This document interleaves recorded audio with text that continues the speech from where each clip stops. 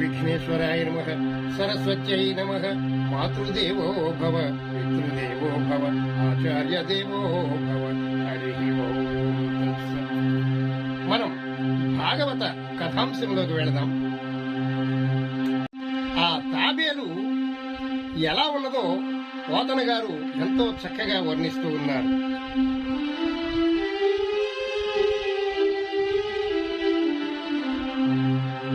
సవరనై లక్ష యోజనముల వెడలుపై, సవరనై లక్ష యోజనముల వెడలుపై, కడు కఠోరమునైన కర్పరమును,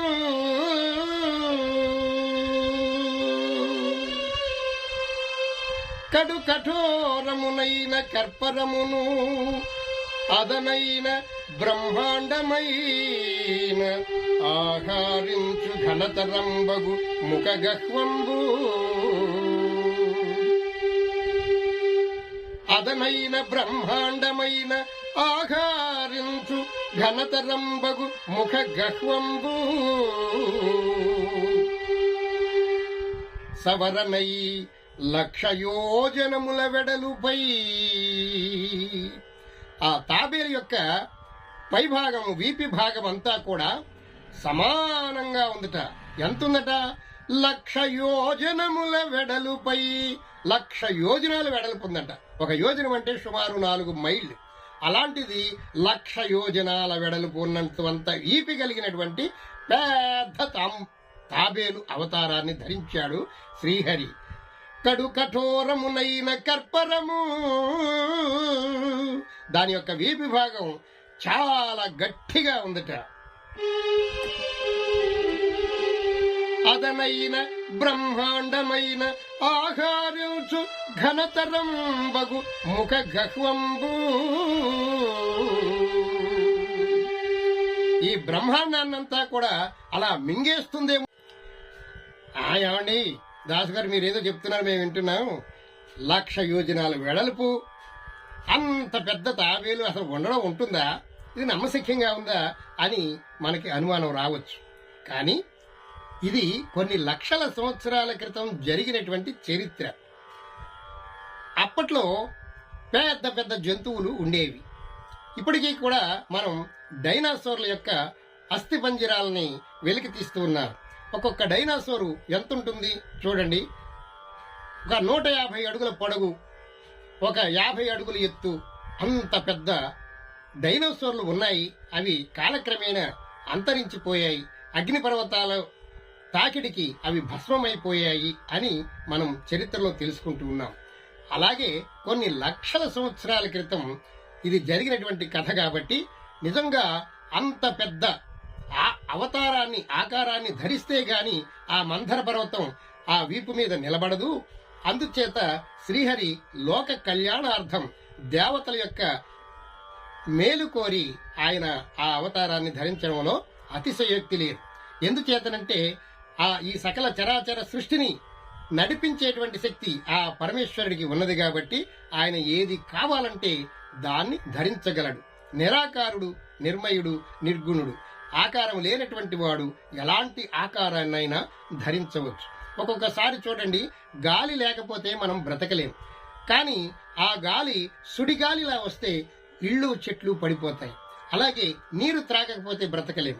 అలాంటి నీరు పెద్ద ఉప్పెనలా వస్తే ఆ నీటిలోనే చనిపోతాం.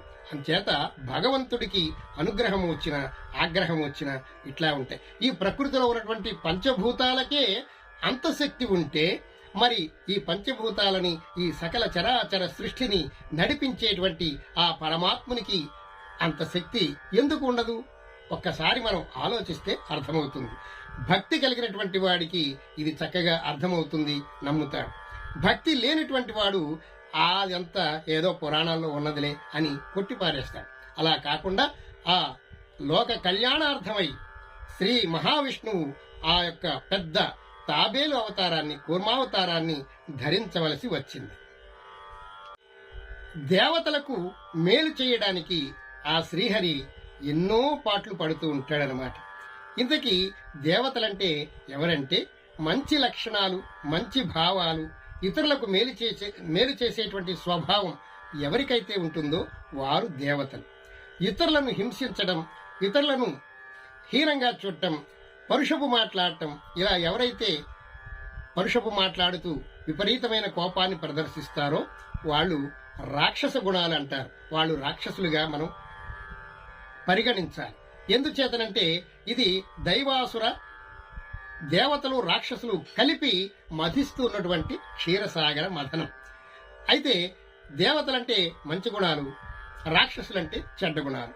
రాక్షసులు చెడ్డ గుణాలు, మంచి గుణాలు, మనలో ప్రతి మనిషిలో కూడా మంచి గుణాలు ఉంటాయి, రాక్షస గుణాలు ఉంటాయి. అందుచేత రాక్షస గుణాలను అదిమిపెట్టి దైవ లక్షణాలతో ముందుకు వెళ్ళటే మనం ఎల్లప్పుడూ ఆనందంగా ఉండగలుగుతాం. అంత కాకుండా రాక్షస గుణాలను పెంపొందించుకుంటూ ఉంటే మనలో లేనిపోయినటువంటి మన మనస్సు లేనిపోయినటువంటి బాధలకు చింతాక్రాంతమై మనం అనారోగ్య పాలవటానికి దోహదపడుతుంది. అందుచేత ఈ క్షీరసాగర మథనం మనకు ఎంతగానో ఉపయోగపడుతుంది. నాయన, రాక్షస లక్షణాలను వదిలిపెట్టండి, దైవ లక్షణాలను స్వీకరించండి. అంటే అనన్యాచింతయంతో మాం ఏ జనాత్ పర్యుపాసతే తేషాం నిత్యాభియుక్తానాం యోగక్షేమం వహామ్యహం. ఎప్పుడూ నన్ను ఎల్లప్పుడూ ఆ శ్రీహరిని కొలుచుకుంటూ, శ్రీహరిని ప్రార్థించుకుంటూ ఎవరైతే ముందుకు నడుస్తూ ఉంటారో వారి యొక్క జీవితం ఆనందమయంగా ఉంటుంది అని మనకి భాగవతం తెలియజేస్తూ ఉంటుందన్నమాట. ఆ తాబేలు ఆకారాన్ని చూచినటువంటి రాక్షసులు, దేవతలు, అక్కడ ఉన్నటువంటి వారందరూ కూడా ఆ శ్రీహరిని చాలా మెచ్చుకుంటూ ఉన్నారట. ఆహా, ఏమి రూపము తండ్రి! కమటంబై జలరాశి జొచ్చి, కమటంబై జలరాశి జొచ్చి లఘు ముక్తాశక్తి చందంబును అమదద్రేంద్రము ఎత్తి వాసుతి మహానాగంబుతో లీలతో అమరేంద్రాదులు మౌళి కంపములతో ఔగదే బాపురే కమలాక్ష శరణు శరణంచు శరణు శరణు భూదిశలు ఆకాశమున్ మ్రోయగల్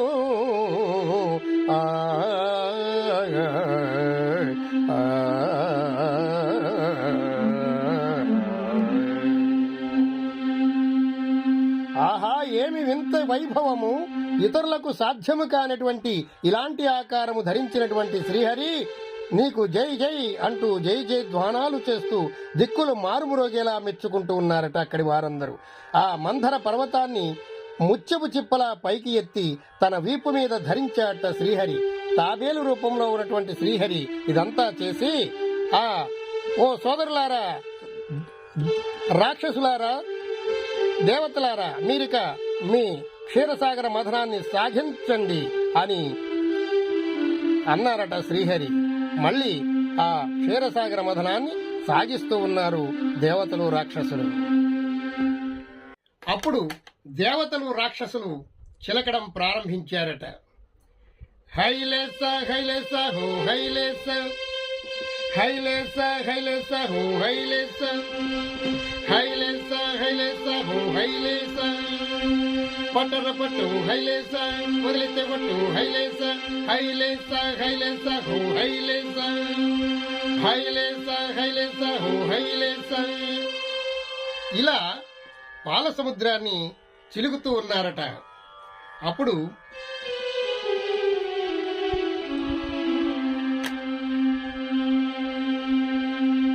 అప్పాలవల్లి లోపల అప్పటికప్పటి మందరాగము తిరుగం,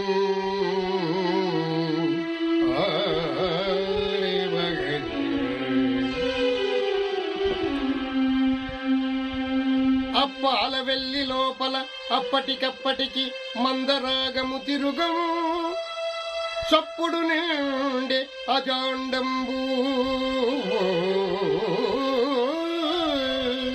చప్పుడు నిండే అజాండంబు చెప్పడిదే మనుజుని చెవులు చిందర కొనియన్.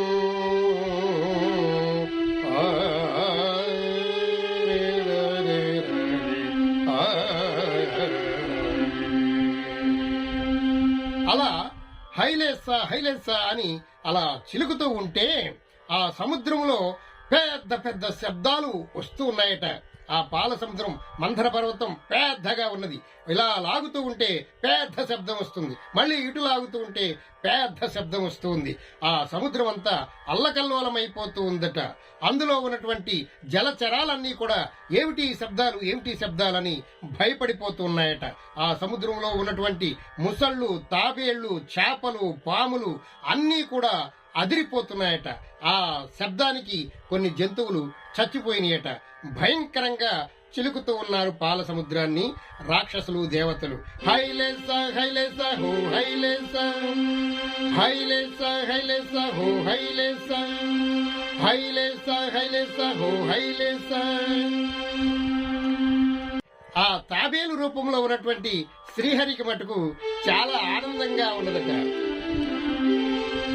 ఆ మంథర పర్వతం తాబేలు రూపంలో ఉన్నటువంటి తన వీపు మీద అటు ఇటు తిరుగుతూ ఉంటే ఎవరో వీపి సమ్మగా గోకుతున్నట్లుగా ఉన్నదట. ఆయనకి చాలా హాయిగా ఉన్నదట. దురదగా ఉన్నప్పుడు ఎవరైనా గోకితే ఎంత హాయిగా ఉంటుందో అంత హాయిని ఆ శ్రీహరి పొందుతూ ఉన్నట్ట.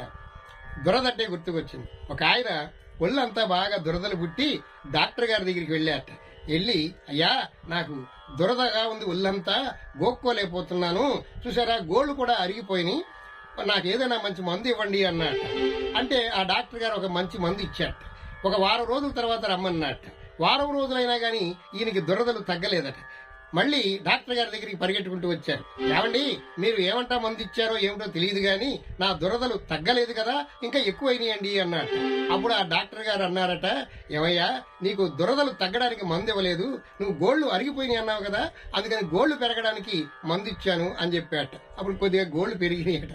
అలా కొన్ని తమాషాగా ఉంటుంటుంది దురద కార్యక్రమం. అలాగే శ్రీహరి వీపు మీద ఆ మంథర పర్వతం అటు ఇటు తిరుగుతూ ఉంటే ఆ శ్రీహరికి హాయిగా వీపు మీద ఎవరో సమ్మగా గోకుతున్నట్లుగా ఉన్నదట ఆ శ్రీహరికి.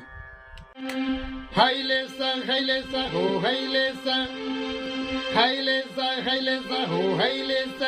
మంథర పర్వతాన్ని బాగా చిలుకుతూ ఉన్నారు, బాగా స్పీడ్ గా చిలుకుతూ ఉన్నారు. హైలేస హైలేస హో హైలేస, హైలేస హైలేస హో హైలేస, హైలేస హైలేస హో హైలేస.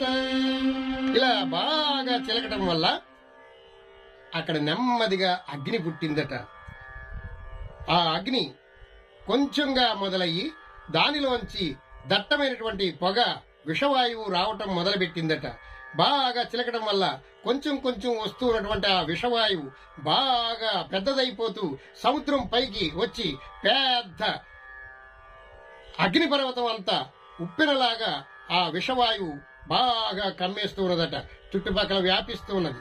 ఆ వచ్చినటువంటి వాయువు యొక్క వాసనని తట్టుకోలేక కొంతమంది సొమ్మసిల్లి పడిపోతున్నారట. ఆలోల జలధి లోపల నాలో అహి విడచి సురలు అసురులు పరువం,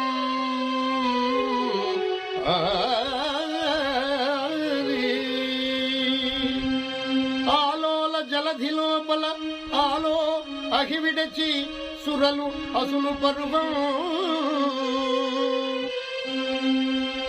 కీలాకోలహలమై హాలాహలము పుట్టే, కీలాకోలహలమై హాలాహలము విషము పుట్టే అవనీనాథ.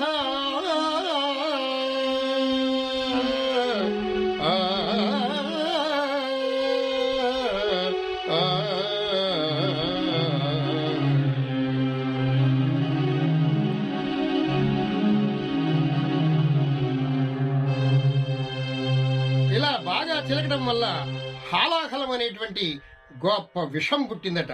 అది ఇంతై బాగా వ్యాపించేస్తూ ఆ చుట్టుపక్కల ఉన్నటువంటి వాళ్ళందరూ కూడా ఊపిరాడక సొమ్మసిల్లి పడిపోయారట. ఆ చుట్టుపక్కల ఉన్నటువంటి జంతువులన్నీ పడిపోయాయట. దేవతలు, రాక్షసులు కూడా ఆ వాసనను తట్టుకోలేక, ఆ విషవాయువుల్ని తట్టుకోలేక చెల్లాచెదురై దేవతలు, రాక్షసులు ఆ వాసుకిని వదిలిపెట్టి అటు ఇటు పరిగెడుతూ ఉన్నారట. అలాగే ఒకసారి భూపాల్ గ్యాసు లీక్ అయినప్పుడు ఎలాంటి ఉపద్రవం జరిగిందో, అలాగే మొన్న ఈ మధ్యనే వైజాగ్లో జరిగినటువంటి విషవాయువులకి ఎలా అయితే అలా మోటార్ సైకిల్ మీద వెళుతున్నటువంటి వాళ్ళు కూడా అలా సొమ్మసిల్లి పడిపోయారో, అలాంటి పరిస్థితి ఈ పూర్వకాలం కూడా ఈ క్షీరసాగర మథనంలో కూడా జరిగిందట. ఈ ఎపిసోడ్ ఇంతటితో సమాప్తం. ఈ వీడియో మీకు నచ్చినట్లయితే మా పురాణామృతం ఛానల్ని సబ్స్క్రైబ్ చేసుకోండి, లైక్ చేయండి, షేర్ చేయండి. సర్వే జన సుఖినో భవంతు, సమస్త సన్మంగళాని సంతు. హరి ఓం తత్సత్. జై శ్రీమన్నారాయణ.